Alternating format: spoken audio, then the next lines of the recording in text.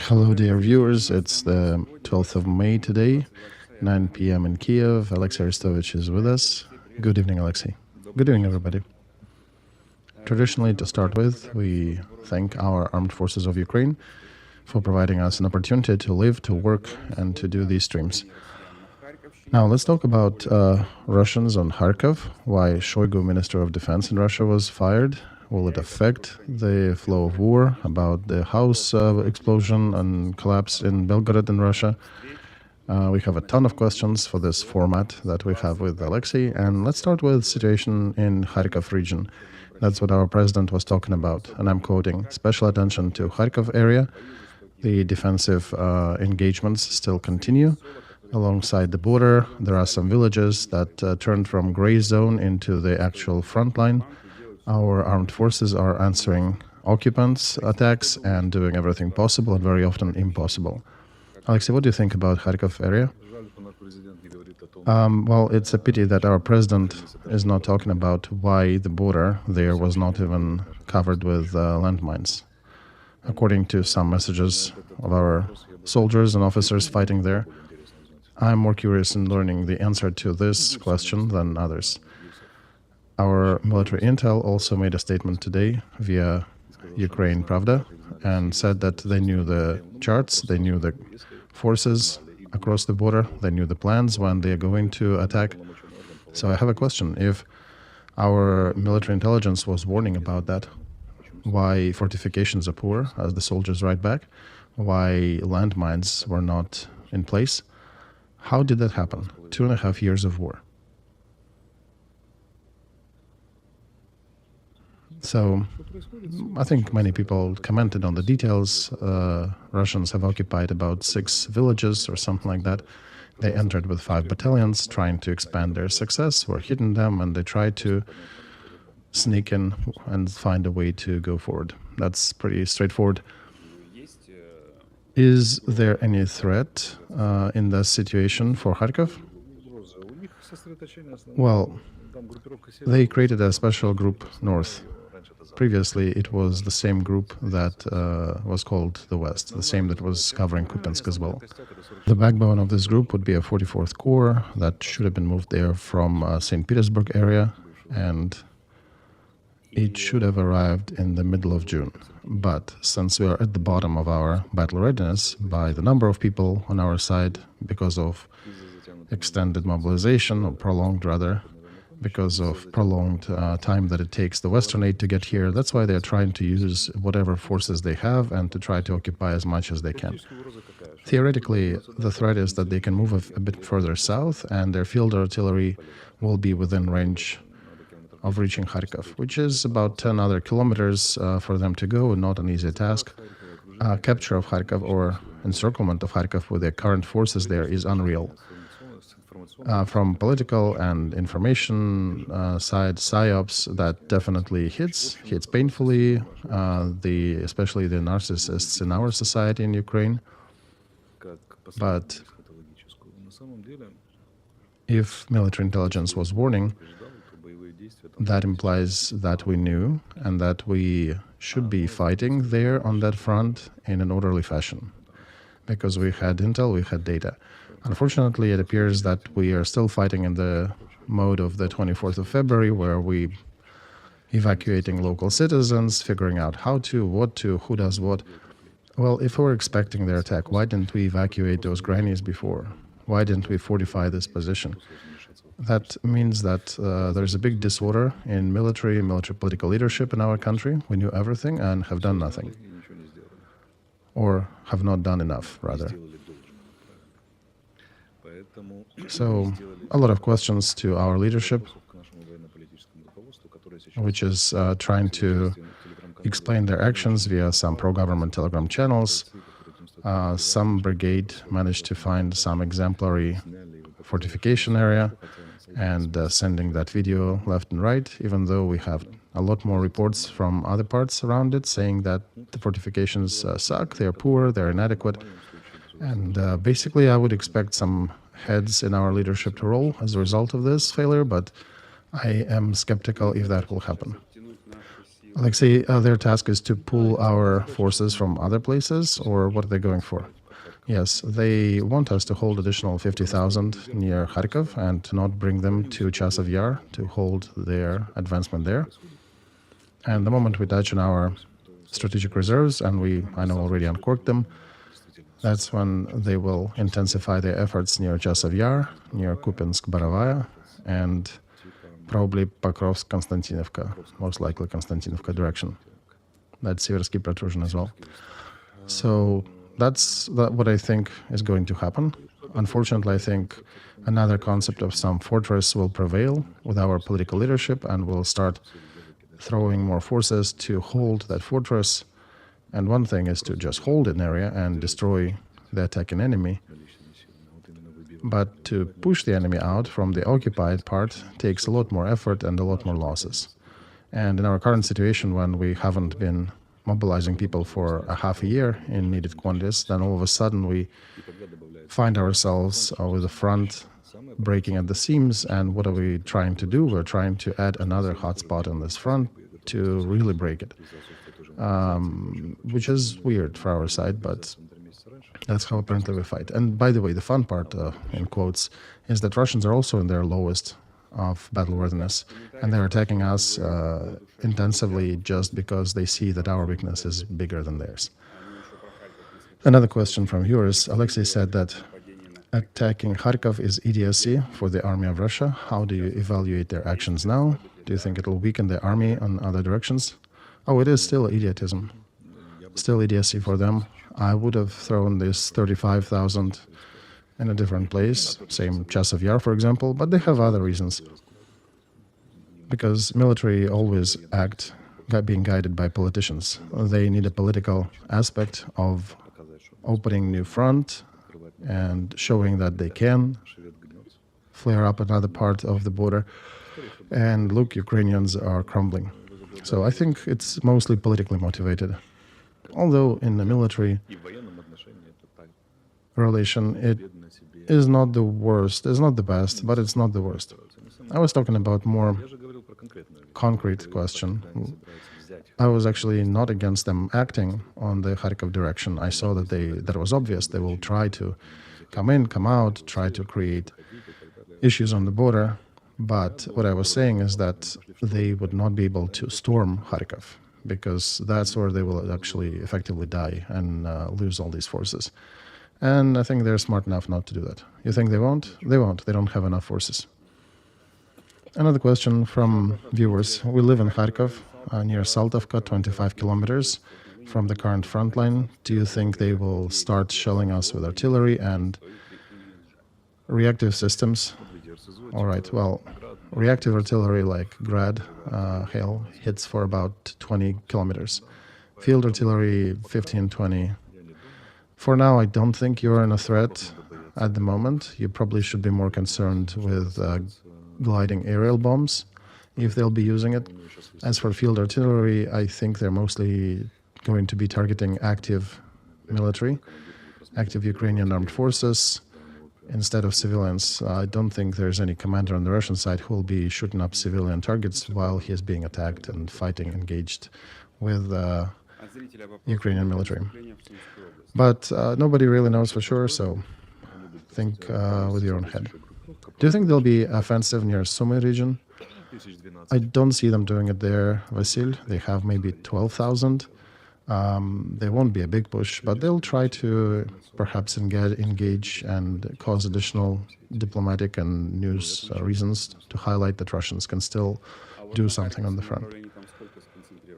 What about Nikolaevsk direction? How many troops are there? Well, data differs. Directly engaged in fighting is probably 12,000. A little bit behind the front line, probably another 20,000. So they're looking essentially for weak points. Nobody goes to fight all at once. Okay, we'll talk about cadre movements. That's fresh news coming from Russia.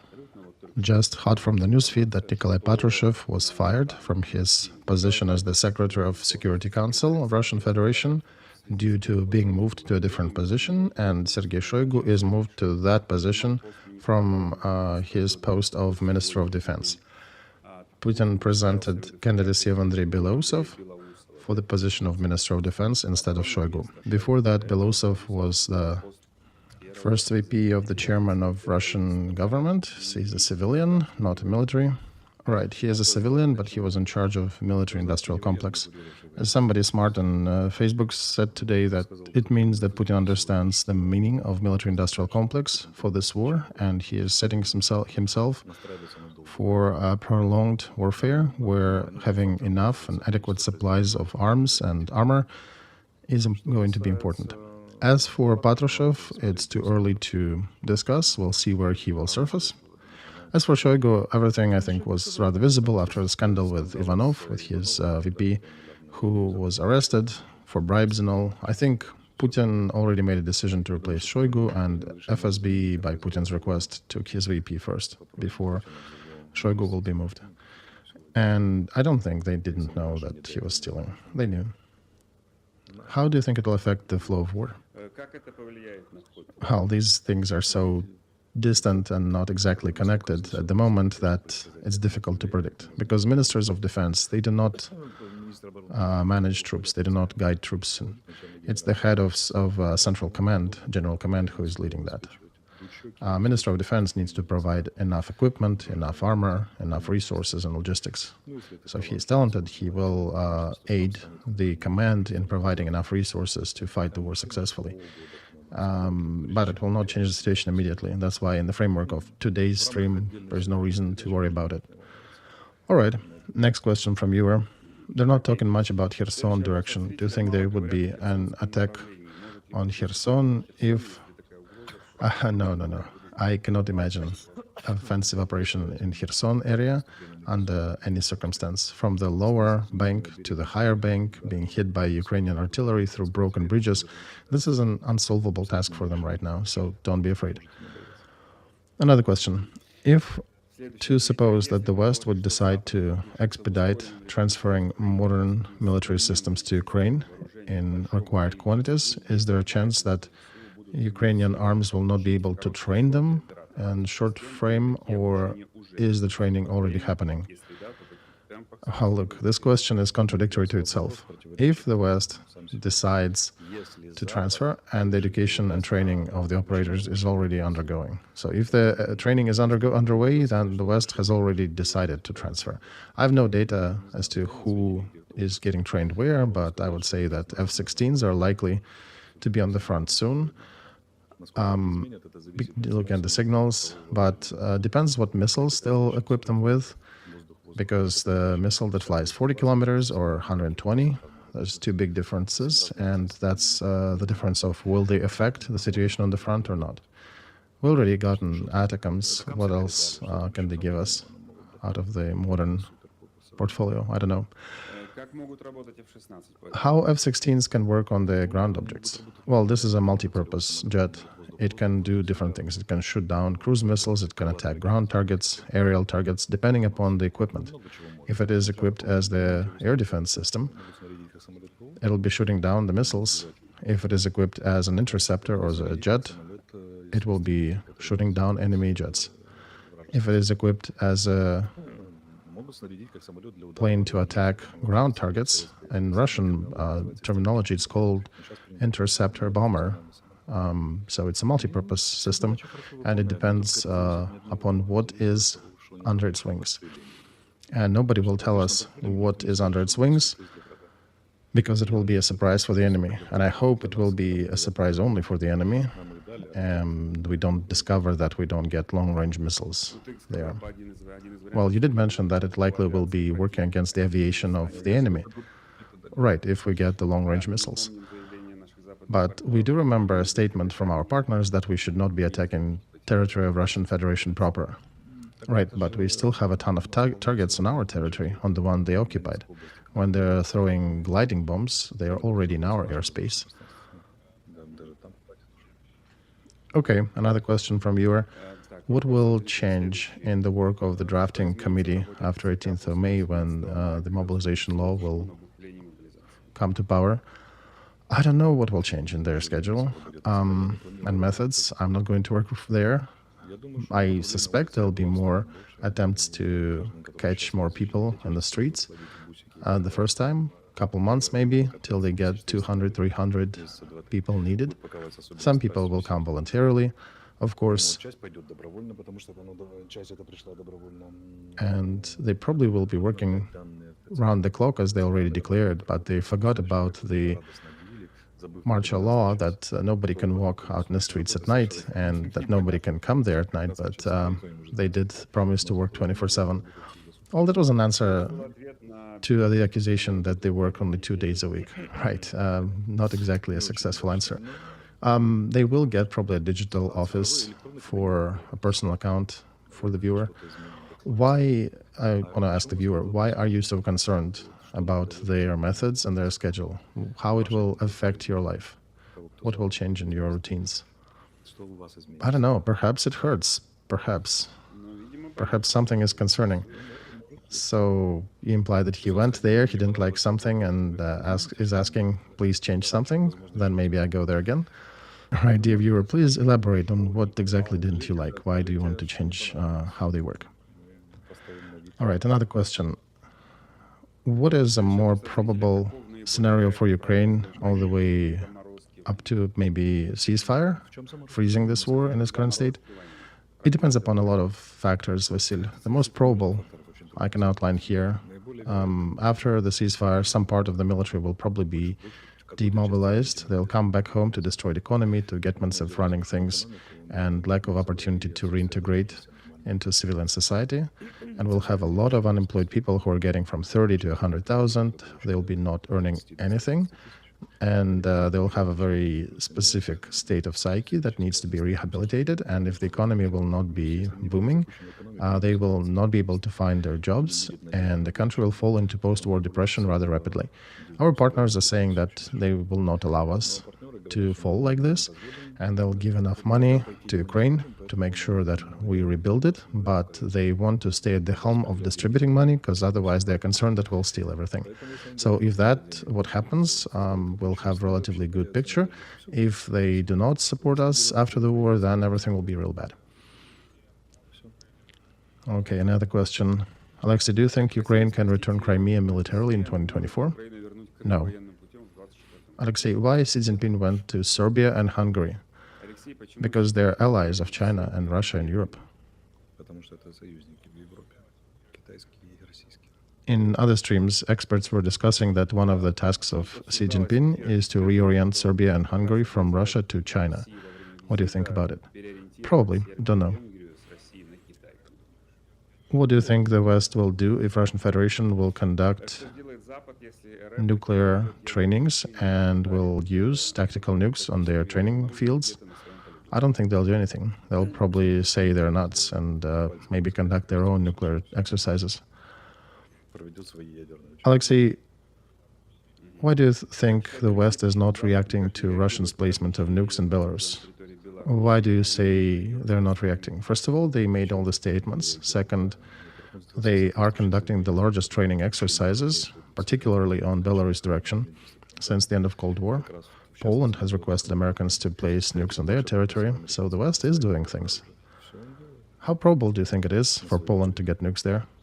It doesn't change much, Vasil. Okay, so we placed nukes there, so what next? Nukes, by default, should not be too close to the enemy, and in Belarus, they placed it right next to the border. Some mechanized group or lost paratroopers may just capture these systems. So this is a part of a political pressure, a strategic political pressure. In order to be able to use it effectively, it needs to be in the center of Belarus or even closer to Russian border. Same thing in Poland, but this is a gesture, this is a sign directed towards enemy. Look, we can also do that, but from the military standpoint, all these threats, they're not much. They don't amount to much. Alexey, if Kharkov cannot be occupied, all right, can it be encircled? No, it can't. In order to do that operation, they need about 100,000 troops just in that direction. They don't have that much. Please ask Alexey about his vision of the events in Israel. In Israel, they're going on with Rafah operation. I just came from there. My plane landed about a couple hours ago. And That's why the dilemma whether Netanyahu will finish Hamas has been answered, because Biden was against it and even stopped supplying some bombs to Israel. But despite the position of the West, Netanyahu found it within himself to proceed with this operation. It ensues gradually, carefully, but still they are going with it. And they already dissected north from the rest of Rafah, and they've been fighting for over half a year against just several battalions of Hamas. There are a couple battalions in Rafah and a couple more in the center, I think. And they didn't have choice, really. You need to finish with Hamas, otherwise it's a loss proposition. And Netanyahu will likely be prosecuted, and he either will be prosecuted as somebody who defeated Hamas or as somebody who did not. Still not sure if they will completely clean it from Gaza. The goals of operation were contradictory: to get rid of Hamas and to return back all the hostages. They are contradictory because Hamas is holding hostages and trying to not release them. And it's difficult. We need to negotiate in order to acquire any of them back. But if you do not finish with Hamas, if you do not prevail over Hamas, all the other enemies who are much stronger than this group will take note. And for Israel, it was a difficult decision, but for the third day already, they are pushing in Rafah. We don't know what will happen after, though, because after you've cleansed the area from Hamas fighters, what else can you do with it? What do you do with Gaza? The only smart decision would be to reoccupy Gaza, but Israel doesn't want to go for it for political reasons.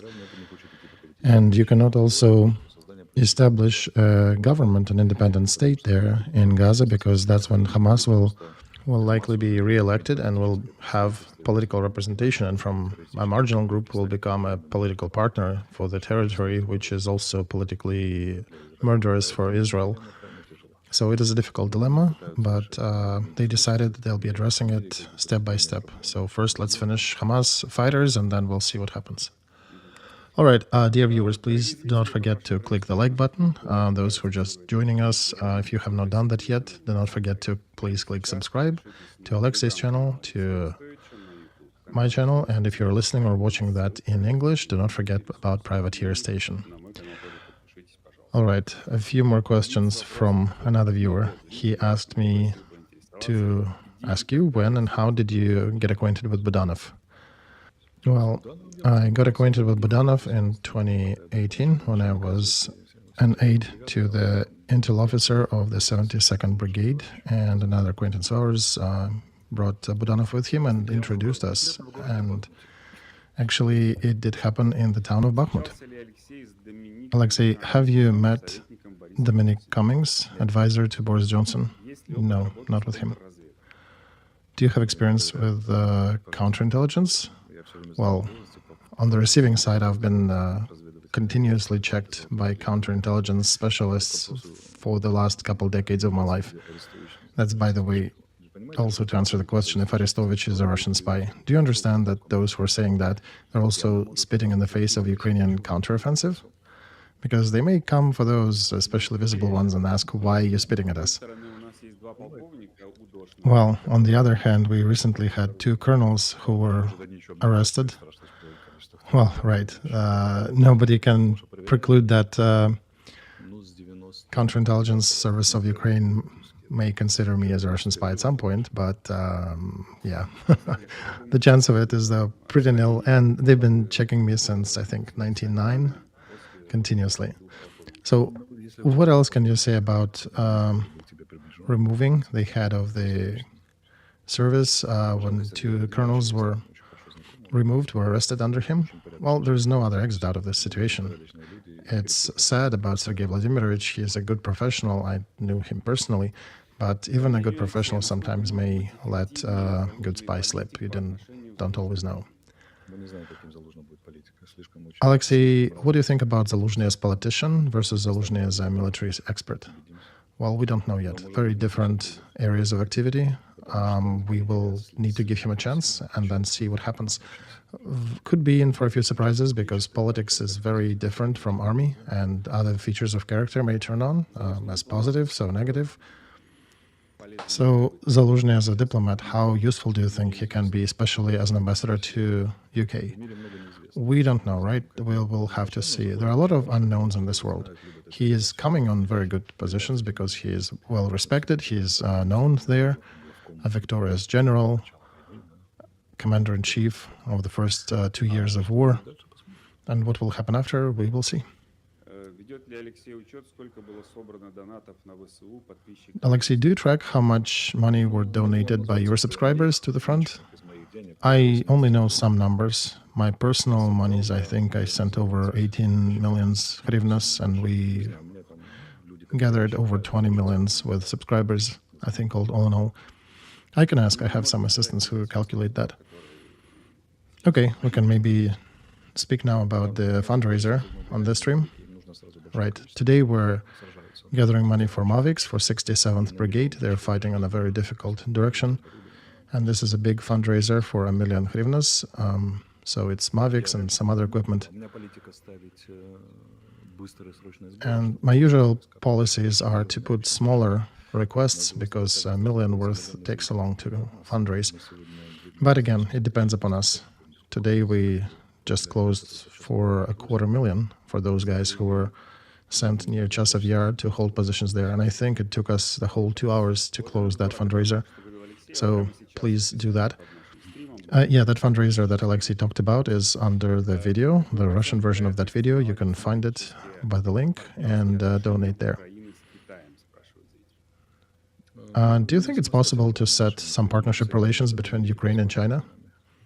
Well, we're not independent in this area. United States are watching over us in this regard. And some things that happened with Zaporozhye, with some of the Ukrainian ports, Americans really did not like it. And I don't think they will let us a lot of independence in figuring out how to deal with China. But I think this should be one of the points of our negotiations with America, that is that we would have some freedom for diplomatic maneuvering with China, because it is a very important country that we need to be able to start building long-term strategic relations with, which is not easy, but is doable. Alexey, how do you estimate the percentage of your prognostications coming true? Well, first, I never seriously counted them. Second, if you expect me to fall into depression or be too proud of it, then you're also looking at this from the wrong angle, because that's not how the prognoses are made. And very often, people asking these questions are the ones, usually the haters, who send all the nasty stuff. So I would just say rather accurate. It's high percentage. Alexey, why the West is not slapping sanctions on the bank accounts of our corrupt bureaucrats? Okay, which accounts, which bureaucrats? One needs to find this account to prove that it belongs to that corrupt official, and to prove that official is corrupt also. And again, what about timing? Because if you do it too visibly, there are a lot of people in the West who do not support Ukraine, who think Ukraine is a country that steals a lot. And if we put that on the banners and start persecuting and looking, our priority will be looking for bank accounts of those criminals, of those bureaucrats who are taking bribes, who are making essentially money on the blood of the others, which they do. It would make sense to prioritize war-fighting effort first and then concentrate on punishing them later. But they should be punished. Alexey, what do you say about protests in Georgia? Well, it's a biggest protest that was there yesterday since the Revolution of Roses. One should acknowledge that Georgia is now run by pro-Russian government, and they recently adopted a law, an equivalent of Russian law about foreign agents. And I think this was the last drop for the Georgian society, who still think about themselves as a free country, as pro-Western country. And you know me personally, I know too much about the non-government organizations. I know how they work, what they do, who they are. But at the same time, I'm also a big proponent of this organization's existence because the state needs to be checked. And these organizations work rather well as institutions to make sure that the state does not afford too much about repressing the rights of an individual. And however much I would hate a lot of corrupt officials, a lot of these corrupt organizations, and how much they hate me personally in return, I still acknowledge the importance of that institution. And in Georgia, they came out to defend these institutions that were limiting the attacks of the government on the rights and liberties of citizens. So that should be welcomed. All right, the picture is really pixelated, Alexey. You're very blurry. European internet is spotty, right? Dear viewers, I think the most important part is content, right? Sorry, we're not a Hollywood movie here, right? And you guys are not in supermarket. Very often we get this attitude that people treat us as supermarket offerings. Hey, give me a better picture in a better package. Sorry, people, we're not that. We are alive people who communicate and try to send a message and share data on air. If I start criticizing some of the questions you're asking, you probably would not like that.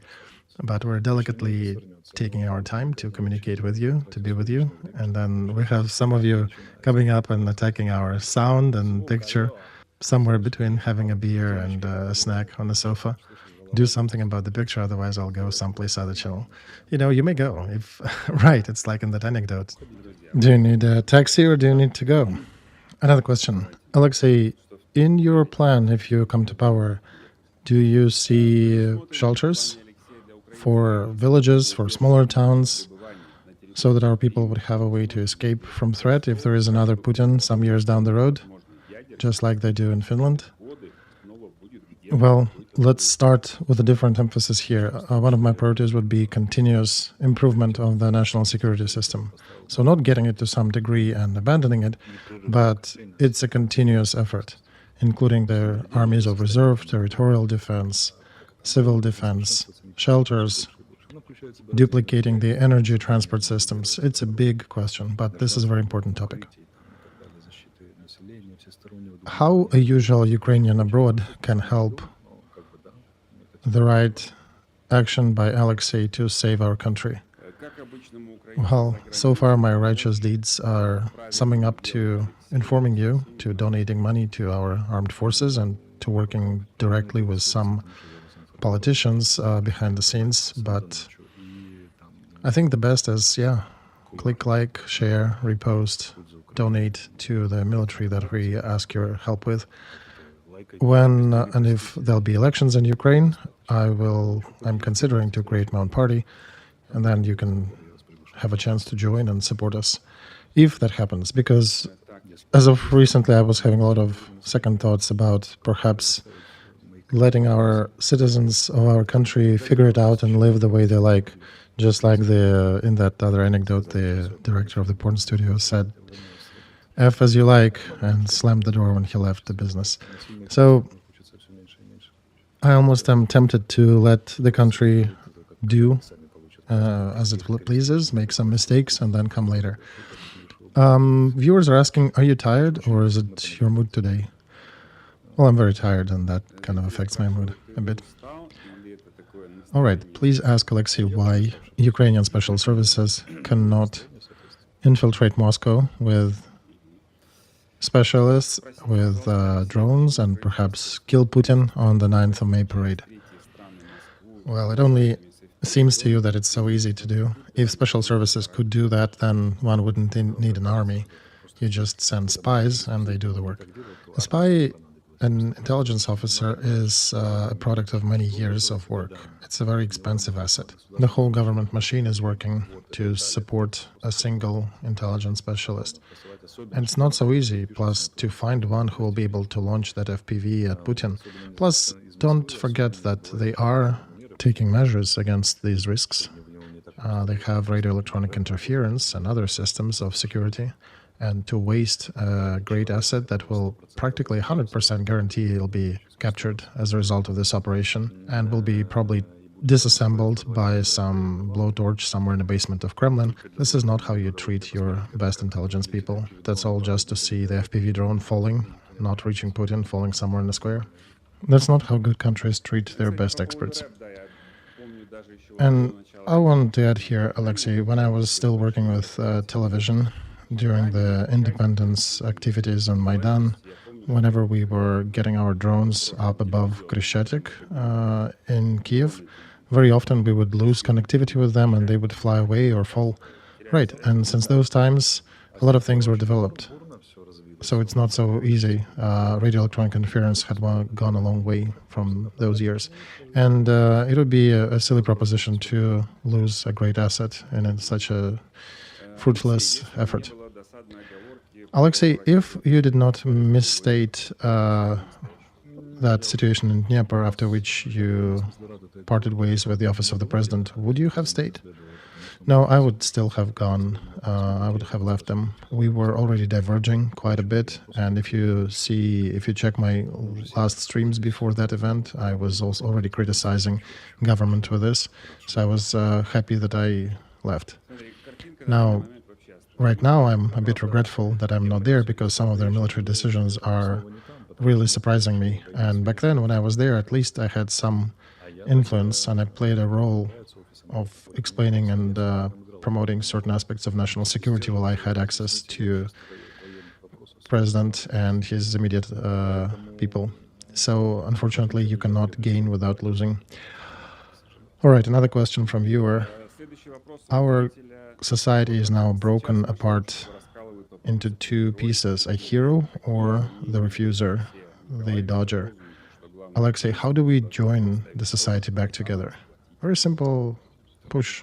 Everybody is ours. Amnesty everybody, regardless of where you are. Let's all of us work to bring Ukraine back up. All quarrels and squabbles should be repressed and annihilated immediately. And in such mode, we need at least to live for 2 generations until we have children who grow up understanding that it is not the right way to squabble and quarrel between each other. Who should be repressing these conflicts in your view? Government. We do have laws about inciting national hatred. And how many cases of prosecution do we have on these laws? Only one, against Irina Farion. How many reasons do we have? What, 3,385,000 or so? Where is that? Government is avoiding touching this aspect, and politicians are using it now. Poroshenko, a couple days ago, turned to the government of Germany with a proposal to stop paying subsidies to male refugees of conscription age. By the way, there was a fresh statement by Scholz today, I think, that Ukrainians in Germany can feel themselves comfortable, have nothing to be afraid of, especially those who get temporary permits and who are working. They can continue expecting the welcoming conditions. So do you think this will be an overall concept for all the European countries? Those who have integrated into society, learned the language, they should not worry about anything. Yeah, this is their concept due to a sum of reasons. First of all, they need labor, and here you have Caucasian Christians from a country with a similar cultural and religious background, with good work ethics. And second, EU is about protecting human rights and freedoms, and forcefully exile somebody to the country where the war is raging. Any court that will take a case will tear apart the government that will make such a decision. So Ukrainians should not be afraid of anything, but the way their own country treats them, they'll probably remember for a long time, if not forever. We're losing the loyalty of our citizens just with the statements and with ceasing to provide consular services. To me, there is no difference. To me, all the Ukrainians are ours. Now, again, those ours who are fighting on the front, they get additional capabilities and additional honors. Those who are overseas or in Europe, their honors are probably going to be a bit different, maybe not so elevated, but for me, there is still no major difference between two groups of people, even those who dodged the draft, because a person can take situational decision, and it's wrong, in my opinion, to make him a criminal for the rest of his life. That's why if I get to power, I will amnesty everybody or create conditions so that everybody would be moving and traveling as they please, and they could live in 2 or 3 countries if they want to. In the 21st century, you should not be holding people behind the barbed wire. They need to make their own decisions where to live, where they like living better. Our task is to make sure we have better conditions here at home. What about dual citizenship? Yes or no? Dual, triple, quadruple? Okay, so why in other countries it is possible, but in our country we don't have it and there's a discussion against it? Because we tend to treat people as a resource. And I'm suspecting if we continue treating them this way, they'll just run away. And that's why our government is trying to hold them so they can't. Well, why would they run? Well, our main principle here of the current government is hold and don't let them. They appear that fell between 2 properties. Who's it? It's an old situation, old argument from the 17th century. Another question from overseas, Alexey. What do you think will happen with Ukrainian citizens who left the country legally, have 3 to 5 kids, and have official exemption? Nothing will be with them, I think. Even in accordance with today's idiotic mobilization law, nothing is threatening them. Only if the government makes a decision of fathers of 3 and more kids to be drafted, then maybe they'll be affected. Otherwise, I don't see that, but I don't think that's going to happen. Alexey, how would you comment on Zaluzhny dissertation defense during the times of war? This is a big effort, and how one can combine that process with active and effective work leading the front activities, the battle activities against Russia. A question to the listener who asked this. Have you tried doing that? Have you tried managing the troops? Have you tried managing our armed forces? How do you deduce that it's impossible? For example, I am very much a workaholic. I have high productivity, and I can probably do that, combine both things. So why the listener would be asking a question implying that Zaluzhny cannot do that? This question reeks of some propaganda approach, let's all condemn Zaluzhny, and so on. I will not condemn him. I have seen him at war times. I have seen him in his office, and I know how much he was working. Also, there is a question, when did he start his dissertation? You're sure that he started doing it during the war? Maybe he started back in the teens of this century and then just finished the last few chapters. So without having facts, inventing these reasons to attack a person, I don't think it's a good approach. He has his own deficiencies, same as everyone on this planet, but unfortunately one who asked the question cannot estimate those and doesn't have data, but instead they're bringing these rather dirty rumors trying to attack the person. Right, I agree. Let's just support Zaluzhny instead. Thank you, Alexey. Our rays of hope and words of support at your new position. We hope you do fine. Alexey, what immediate actions you think are needed to resolve the matter of drunks in our society? Well, it's simple. In order for people not to drink, they need to have more sense in their life, more reason to live. You need to give them future. When there is no picture of the future, people start drinking because they don't see perspective. Well, it's difficult to build a picture of the future in the current conditions when you don't understand. You can build that picture even today, but your words need to match your deeds. And instead, we have a lot of words promising how wonderful it'll be at some point, but people already are getting disappointed and dispirited in these promises. How can people believe in that future or stop drinking when they learn that our intel services knew about Russian offensive near Kharkov at least a month or 2 before that happened, but the military failed to put the landmines on the border? How do you carry on with this? What picture of the future do you see here? Alexey, more from commentary to our stream. Have you seen the post of Mariana Bezuglia about Alina Kostenko and Zaluzhny? Yes, I have. I disagree with Mariana on a lot of questions, but I pay her dues for her attempt to fight and to bring difficult topics to discussion. And she is a very fragile but very brave lady who is doing a lot of important work and is posting questions that most politicians are afraid to touch with a 10-foot pole. And she's insisting on getting them solved. Now, I disagree with her solutions often, but the fact that she brings them up and she communicates with those who hate her, this is precious. These people you need to fight for. And you need to understand that democracy is the right to disagree. It is a system where differences coexist. When people who disagree with each other can still get together to create a product for public consumption. And until we figure it out that open society and democracy works like this, when I can have somebody across the table whom I absolutely disagree with, but we jointly make a decision that is still somewhat beneficial for our society. Until then, all our dreams about beautiful future, nuclear arms, and a strong economy, they're just soap bubbles. And that's why we should value Mariana and people like her, not for her opinions, but for her being brave enough to push the topic through. I'm not sure if mobilization law would have been adopted for another quarter of a year if not for her. Well, Alexey, United States, as an example of democracy, their resistance there of Republicans and Democrats is very serious, right?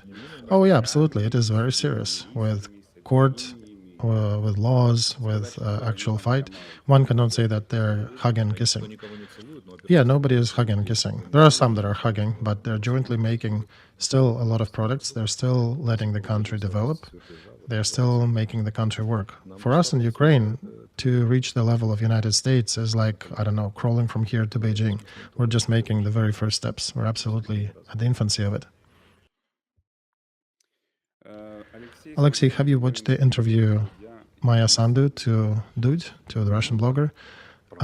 Yeah, I was fast forwarding, but I watched the main topics of it. There was a subject of Transnistria touched in this interview that Ukraine did not offer to Moldova to solve this matter. Well, why should we offer? What for? This topic was brought up very often in the media sphere. Right, because people want to capture something. Do you think that in the eyes of many countries, such action might be considered as aggression? And Sandu herself and her government would be in a very difficult situation if a foreign entity would be basically capturing your territory and killing your citizens. You're put in a very difficult, uncomfortable position if you decide to do that. Another question to Alexey. Today is Mother's Day. What do you think is the most important thing a mother can give to the child? Love. Mother needs to give love and life, and father needs to give enough force to live, principles of understanding this world to explain how it works. But I do congratulate all moms, all without exclusion, yellow, white, red, black, green, all moms of this planet, all ages, those moms who love us, those moms who hate me and Vasily, our wives who are mothers, our sisters who are mothers, future moms, past moms, grandmoms, and great-grandmoms. If there were no moms, none of us would have been here. I think mom is the most important person on this planet. So please be happy, despite of your political affiliations, preferences, and everything else, just because you're a mother. Absolutely subscribe to that. Congratulations. Thank you, Alexey. Hello, Alexey. I'm waiting for the second part of your audiobook, Moon Rainbow. And when will you do more streams with Kazakhstan bloggers? Let me remember. You have a famous blogger, a businessman over in Kazakhstan, starts with a B. I recorded a couple streams with him. And after the last one that gathered 1.5 million views, I have not heard from him yet. But I'm open to this. Don't know, maybe later he will reach out. Because I have said a lot of things since that stream, and a lot of people got scared to even deal with me, and it's only brave Vasily who is inviting me, and a few others. I think he will... Baitasarov, right? I think he'll reach out to me. Sorry, I'm a little tired. It takes me an effort to remember. If he will turn to me, I'll be glad to record another session with him, and I'm very sympathetic to Kazakhstan. As for the Moon Rainbow book, it's difficult for me to record things when I'm traveling overseas. I do not have a studio set up, and I can forgive a lot of things to those people who made it so that I cannot come back to Ukraine, but I will never forgive them taking audiobooks away from me. Like in that movie, I forgive you the mules, but only the mules.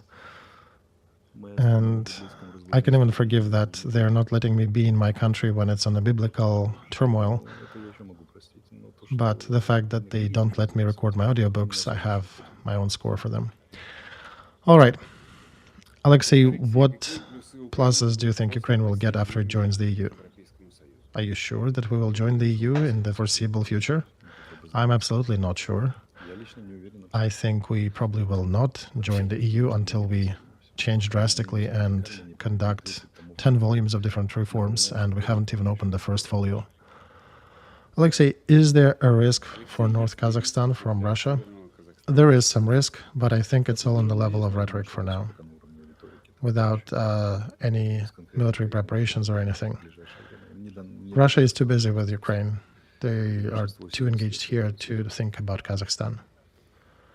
About the multi-story building in Belgorod, we announced at the beginning, Ukrainian experts are saying that it looks like the building was blown from within.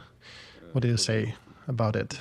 I'm not an expert in explosions, but when I saw the video, it didn't look like it was the remnants of something falling from the sky. It looked like an explosion at the bottom of the building. But I think we'll learn more after the war. I don't think Russians will let an international commission now to figure out the reality. And a Russian attempt to accuse the West that it was some NATO arms used against this building, and that was the Russian representative with OSCE who stated that. Of course, they will use it for propaganda, and everybody in the West understands that it's propaganda, and nobody's accusing Ukraine of this. In Germany, members of parliament, they suggested to place air defense systems alongside, on their side, on the NATO side, with the border of Ukraine, to be able to shoot down different aerial objects that are trying to hit targets in Ukraine, to basically provide some shielding, same as with Israel. How do you think possible it is? I don't think NATO will go for this in the immediate future. Situation needs to change a lot, not in our favor, for that to happen, in my view. But the suggestion deserves attention, especially that it comes from Germans, who are usually being accused of indecisiveness. So that's an interesting development. Recently, Alexey, in Brovary, there was a story with a police officer blown up. A criminal who has a warrant threw a grenade at police officer, apparently got wounded himself and also wounded the officer. What do you think can be done about it? We understand there are a lot of arms in the hands of population, and it's not only when police is chasing the criminal, there could be other stories when somebody gets upset about you parking in the wrong place or something else. Right. Here we need to create a proper, respectful atmosphere in our society. People, first of all, need to understand why they're living here, and that Ukrainian is not an enemy to another Ukrainian on political and household and economic issues, that we're all on the same side. And I would say the main blame for these things, for these escalations, is on power, on political power in Ukraine. And if our political power currently is not paying enough attention to join Ukraine, to solidarize everybody here, to keep us together, of course, everybody is responsible for that, but the main responsibility is still on power. And if powers to be and powers that are not only paying attention to that matter, but also capitalizing on the differences, and all politicians, military political leadership, what we call it, mostly political leadership, then it's not only the blame on them and responsibility, but a colossal blame on them. Because in my opinion, during the last 30 years, our political leadership was basically committing crimes against our people, trying to separate them by different characteristics, languages, geography, cultural background. What else is now a deserter or not, a dodger or a hero? One should be working to join us all, to solidarize us all, to unite Ukraine instead. From the commentary in the chat, Alexey, do you think there'll be investments from Europe coming to Ukraine to help our country rise and flourish after this war, or Europe does not need strong Ukraine? This is an interesting topic. They will be investing. They will be supporting us. They will not give us money directly, except for some basic amounts that we can manage, because Europe doesn't really trust us to be capable to manage their monies in the country. So they'll be supervising all the construction and everything here, right? So there'll be investments though, right? There will be perhaps monitoring, but they'll not be building themselves. Of course, yeah, there'll be jobs and there'll be support, and I think that would be some sort of a Marshall's Plan for Ukraine worked out that will likely work on replacing the whole clusters of economy that were outdated, so we'll get those. There'll be a lot of good positive developments, even if this war finishes not exactly on the good note. For the part of Ukraine that remains, there definitely will be some sort of Marshall's Plan. There were a lot of questions about Eurovision, but not about the contest itself, but about the winner, the guy in a pink dress. Well, you know, Europe and the West are so stable as a society that they can afford even these experiments for themselves. Don't think that everybody is fully supportive of these victors. For them, it's same as for us, a freak show. It's just they have a bit more positive attitude to these freaks. It's more of an interesting experiment, a carnival of a sorts.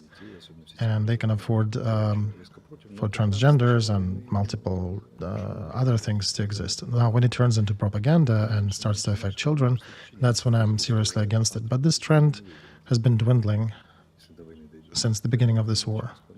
More and more it's disappearing, and I think they're understanding that this Centropa type is not capable of winning the war if it comes to that, and they're starting to lean towards return to the norm as it used to be. So they're not prohibiting all the fringes, but they're letting them be.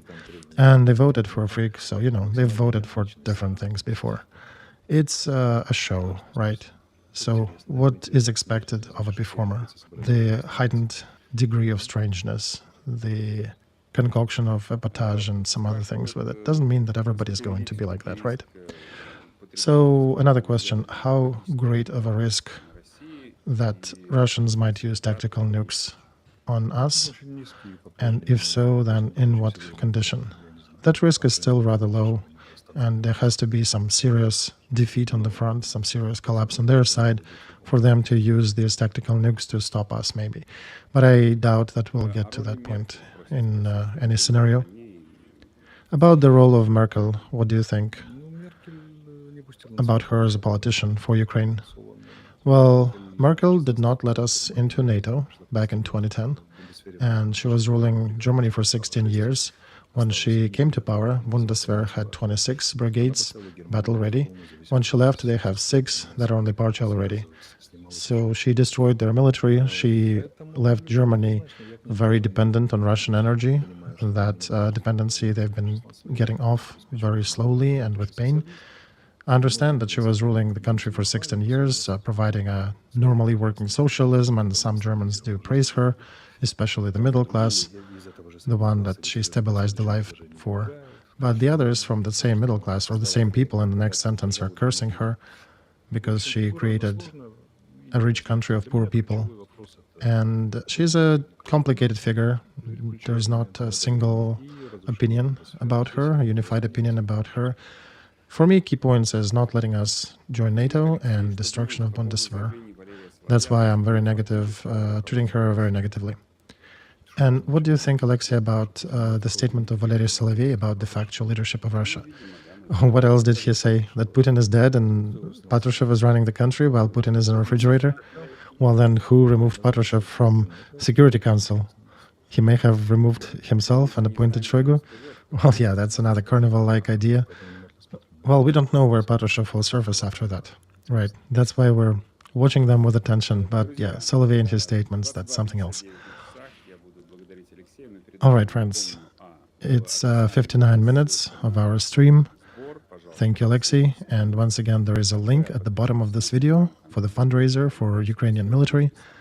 Do not forget to subscribe to YouTube channels, to Telegram channels, and everything else that you find below the video. Do not forget, please, to click the like button. Departing from that video, Alexey, have a good evening. All right, before they said the last one turned the lights off. Now we're saying the last one, please click the like button. Okay, thank you so much for content-rich stream. Appreciate your time, and I appreciate the questions from our viewers. We send you the rays of hope and support. We see you coughing and you're tired. Please rest. Look forward to see you again a week after. Till later. Спасибо.